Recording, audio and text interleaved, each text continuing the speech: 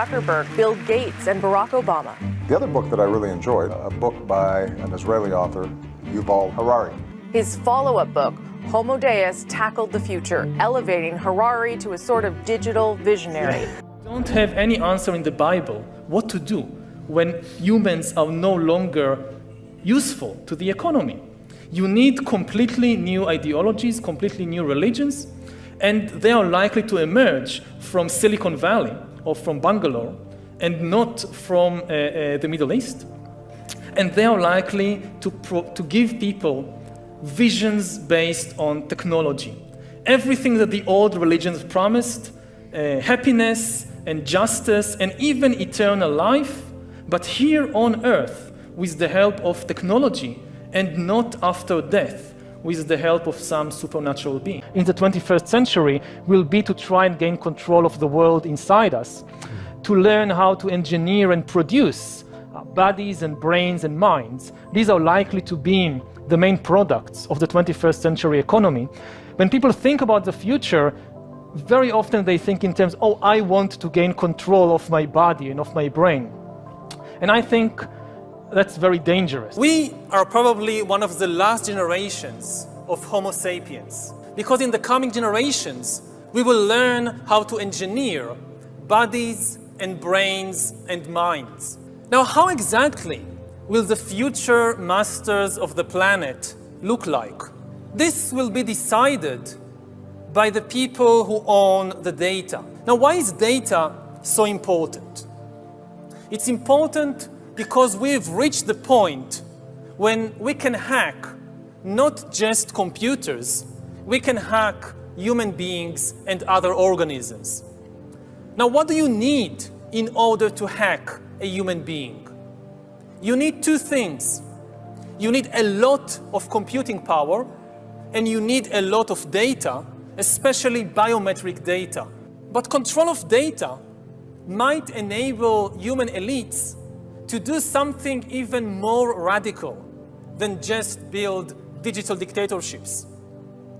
By hacking organisms, elites may gain the power to re-engineer the future of life itself. Because once you can hack something, you can usually also engineer it. All of life, for 4 billion years, dinosaurs, amoebas, tomatoes, humans, all of life was subject to the laws of natural selection and to the laws of organic biochemistry. But this is now about to change. Science is replacing evolution by natural selection with evolution by intelligent design. Not the intelligent design of some god above the clouds, but our intelligent design and the intelligent design of our clouds. The IBM cloud, the Microsoft cloud, these are the new driving forces of evolution. And at the same time, science may enable life, after being confined for 4 billion years to the limited realm of organic compounds, science may enable life to break out into the inorganic realm. Humans are now hackable animals.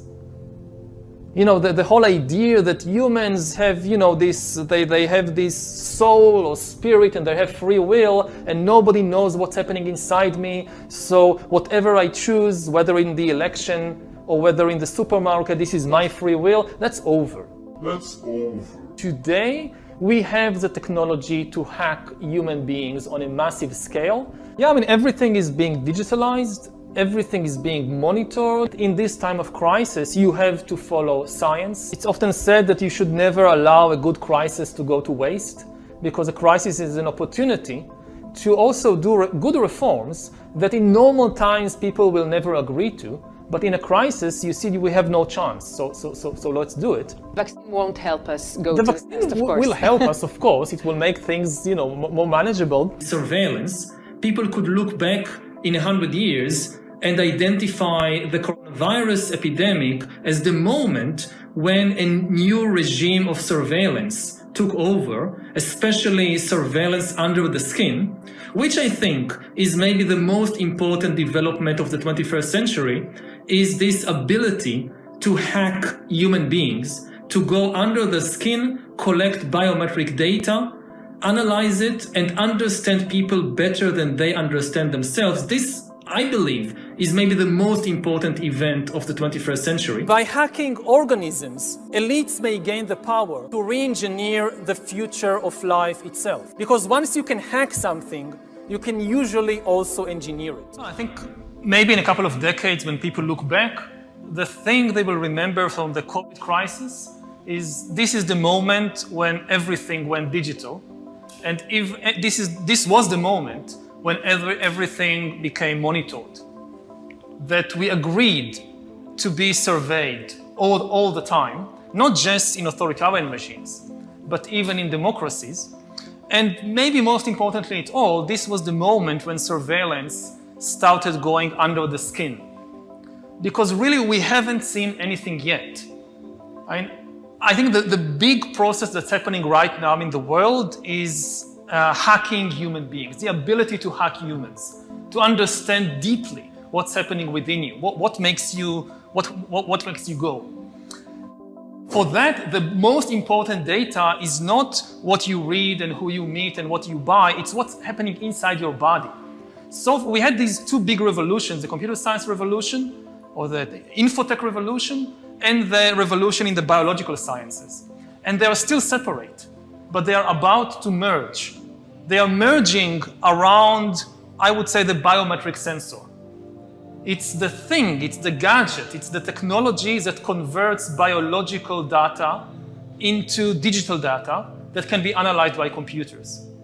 And having the ability to really monitor people under the skin, this is the biggest game changer.